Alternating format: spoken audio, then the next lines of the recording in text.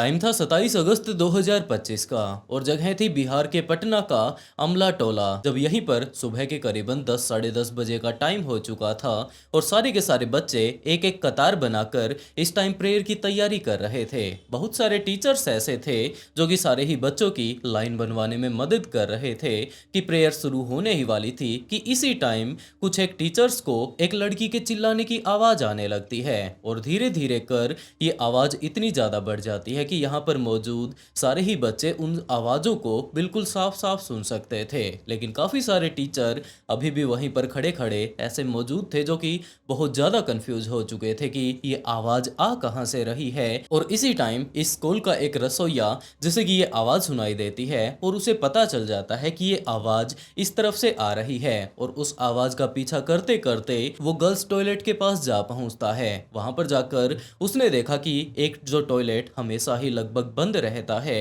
उसके ऊपर ताला लगा रहता है, उसके अंदर से इस टाइम काला धुआं बाहर आ रहा है और अंदर उसी के कोई ना कोई चिल्ला रहा है। तो वो इस टाइम बहुत ज्यादा घबरा चुका था। जब वो इन सारी ही चीजों को देख रहा था तो एक दो टीचर भी ऐसे थे जो कि वहां पर आ पहुंचे थे और उसके बाद जैसे तैसे कर मशक्कत करके वो लोग उस दरवाजे को खोलने की कोशिश करते हैं। काफी सारे लोगों का ये कहना है कि उस टाइम वो दरवाजा अंदर की तरफ से बंद था। काफी सारे लोगों का ये कहना है कि आखिरकार उसे बाहर से किसने बंद किया, ऐसी नौबत ही क्या आन पड़ी कि जिसके ऊपर इतने दिनों से ताला लगा हुआ था उसको खोल दिया गया और उसके अंदर एक लड़की जा घुसी। तो अब पूरा का पूरा स्कूल का स्टाफ, काफी सारे लोग तो बच्चों को संभालने लग जाते हैं, उन्हें अपनी अपनी क्लासेस में भेजने लगते हैं और काफी सारे टीचर इस टाइम ऐसे मौजूद थे जो कि मशक्कत करके उस लड़की को बाहर निकालने की कोशिश करते हैं। और जैसे ही वो लड़की उस बाथरूम से बाहर निकलती है तो देखने में ही उसकी कंडीशन काफी ज्यादा क्रिटिकल नजर आ रही थी। अब यहाँ पर काफी सारे टीचर्स खड़े हुए थे, काफी सारे बच्चे भी यहाँ पर मौजूद थे, लेकिन उन सभी लोगों के होने के बावजूद उस लड़की को हॉस्पिटल ले जाने में तकरीबन 1 घंटे का टाइम लग जाता है। जैसे तैसे कर उन लोगों के द्वारा एक ई रिक्शा का जुगाड़ किया जाता है और उसके बाद उस ई रिक्शा में बैठा कर उस लड़की को वहीं पास में मौजूद पटना मेडिकल कॉलेज में पहुंचाया जाता है। और डॉक्टर्स ने जब उसकी ऐसी हालत को देखा तो तुरंत उसे इमरजेंसी में ले जाकर उसका इलाज करना शुरू कर दिया जाता है। डॉक्टर्स को पता चलता है कि इसकी तकरीबन 90% बॉडी इस टाइम आग में झुलस चुकी है। उससे डॉक्टर्स काफी सारी चीजें पूछने की कोशिश कर रहे थे, उसे समझा रहे थे कि बेटा अब तुम्हारी आग पूरे तरीके से बुझ चुकी है, तुम हॉस्पिटल में आ चुकी हो और अब तुम्हारा इलाज हो जाएगा, तुम्हें परेशान होने की बिल्कुल भी जरूरत नहीं है। लेकिन ये लड़की बहुत ज्यादा इस टाइम घबरा चुकी थी और जैसे ही इसे बाथरूम से बाहर निकाला गया था तो उस टाइम वो सिर्फ और सिर्फ एक ही चीज चिल्ला रही थी। वो लगातार बार बार यही बात बोल रही थी कि मुझे बचा लो, मेरे ऊपर लगी इस आग को बुझा दो। लेकिन वहां पर जितने भी टीचर्स थे, पता नहीं वो लोग आखिरकार कर क्या रहे थे, उसे हॉस्पिटल पहुंचाने में भी उन्होंने काफी ज्यादा टाइम लगा दिया। और जैसे ही इस 12 साल की लड़की जोया परवीन के घर वालों को इस बारे में बताया जाता है तो उसके घर वाले तुरंत यहाँ पर आ पहुंचते हैं। लेकिन इसके घर वालों को करीबन 12 साढ़े 12 बजे बताया गया था। इनके घर वाले इस बात को लेकर बहुत ज्यादा परेशान थे कि उनकी बेटी को अगर 10 बजे के आसपास ही आग लग चुकी थी तो इतना ज्यादा टाइम इन्हें बताने में क्यों लग गया। कोई भी आकर उन्हें बता सकता था, कम से कम एक छोटा मोटा कॉल भी अगर वो लोग कर देते तो वो टाइम से आकर अपनी बेटी से मिल सकते थे।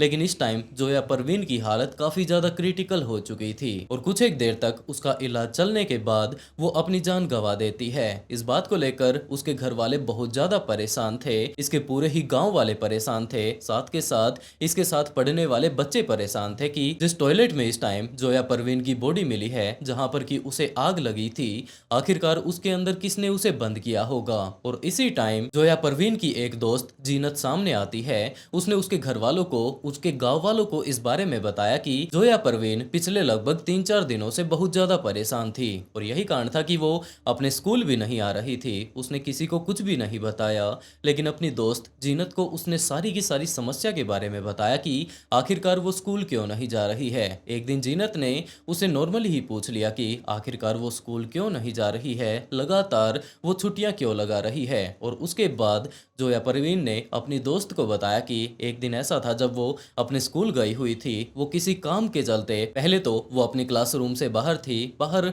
उसकी पूरी की पूरी ही क्लास थी, उसके क्लासरूम में कोई भी नहीं था, लेकिन उसे अपने बैग में कुछ एक काम था जिसके चलते जैसे ही वो अपने क्लासरूम रूम में घुसती है तो उसने वहां पर देखा कि उसका एक सर और एक मैडम आपत्तिजनक स्थिति में वहां पर बैठे हुए थे। वो लोग अपने पर्सनल मोमेंट को इस टाइम एंजॉय कर रहे थे, लेकिन जैसे ही जोया परवीन अंदर घुसती है तो उसने उन दोनों को ऐसी हालत में देख लिया और उस टीचर ने भी जोया को इस टाइम देख लिया था। तो जोया वहां पर नहीं रुकती है, वो तुरंत बाहर आ जाती है और उसके बाद जहां पर की उसकी क्लास थी वहीं पर वो चली जाती है। लेकिन बाद में उसी टीचर के द्वारा जोया को वहां पर बुलाया जाता है, उससे बैठकर आराम से ये बात समझाई जाती है कि जो कुछ भी तुमने देखा है इसके बारे में तुम्हें किसी के सामने भी जिक्र नहीं करना है। अगर तुम ऐसा करती हो तो तुम्हारा नाम काट दिया जाएगा, तुम्हारा सर्टिफिकेट तुम्हें नहीं दिया जाएगा और तुम्हारी पूरी की पूरी जिंदगी बर्बाद हो जाने वाली है। इस बात को लेकर वो छोटी सी बच्ची बहुत ज्यादा परेशान हो जाती है, उसे कुछ भी समझ नहीं आता है। अभी तो सिर्फ और सिर्फ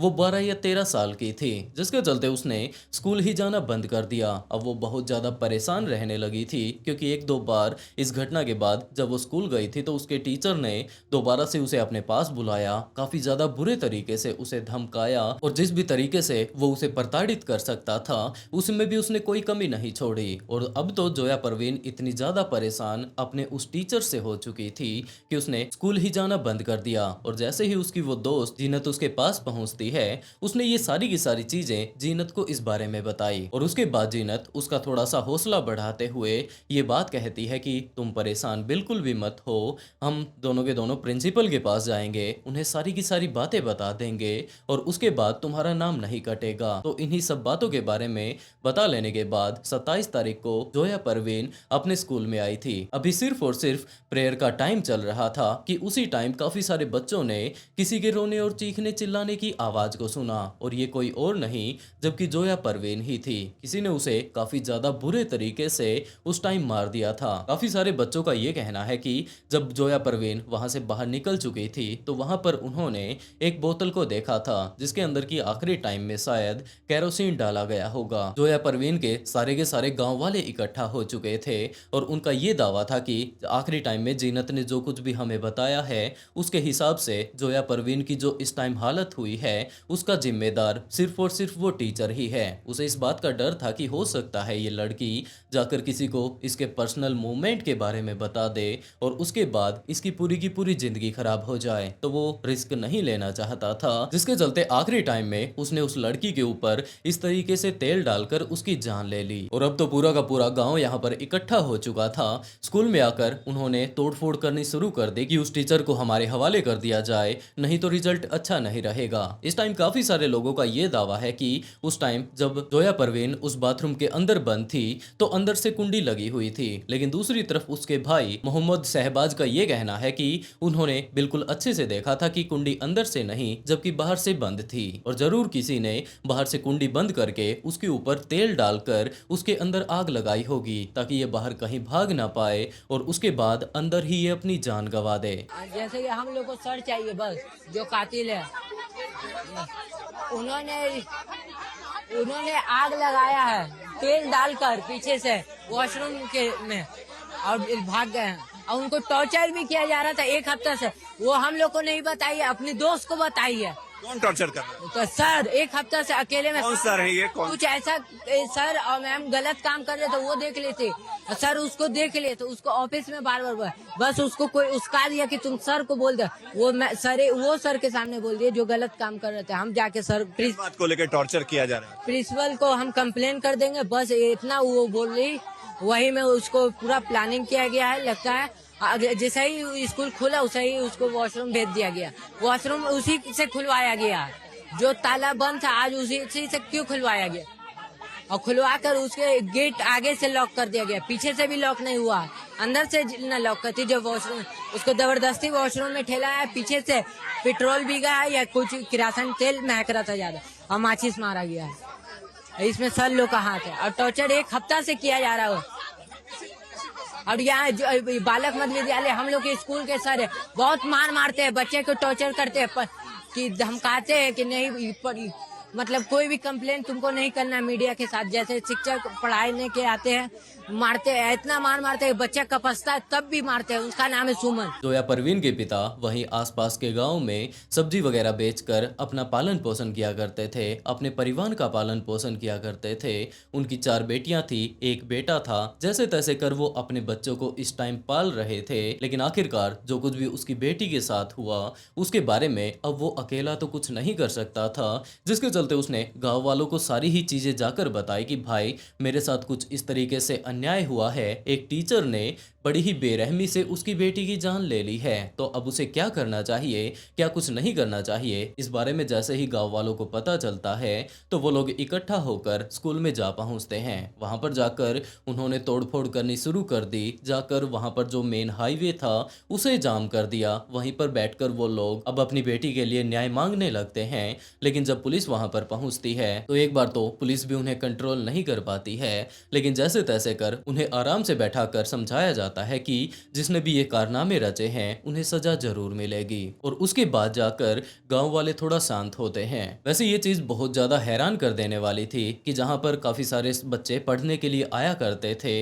वो एक पढ़ने की जगह ही थी, वो स्कूल था, वहां पर बच्चों को पढ़ाई करवाई जाती है। लेकिन जो वो सारे के सारे कांड वहां पर बैठकर टीचर उस लेडी टीचर के साथ कर रहा था वो बिल्कुल गलत थे। और अगर ऐसे गलत काम वो कर रहा है तो उसका पकड़ा जाना कोई बड़ी बात नहीं थी। लेकिन उसके बाद जो उसने कारनामे किए हैं ये बात अभी बिल्कुल साफ नहीं हुई है कि उसी टीचर ने उस लड़की की जान ली है या फिर इसका कारण कुछ और है। लेकिन जहां तक अभी अंदाजे लगाए जा रहे हैं उसका मेन कारण यही बताया जा रहा है कि उस टीचर ने अपनी बातों को छिपाने के लिए, ताकि ये बाहर जाकर किसी को कुछ ना बताए, इतना बड़ा क्राइम कर दिया जिसकी की सजा अब उसे सिर्फ और सिर्फ जॉब छोड़कर नहीं जबकि जेल जाकर भी भुगतनी पड़ सकती है। आप लोगों ने इस पूरी की पूरी कहानी को सुन लिया है और हो सकता है आप लोग इस केस के बारे में कुछ और भी जानते हो, तो आप लोग अपनी राय कमेंट बॉक्स में जरूर बताइएगा कि अगर उस टीचर ने सच में ही ये सारा कांड किया है तो उसे क्या सजा मिलनी चाहिए। और अगर इस केस का कोई पहलू मैं यहाँ पर बता ना पाया हो,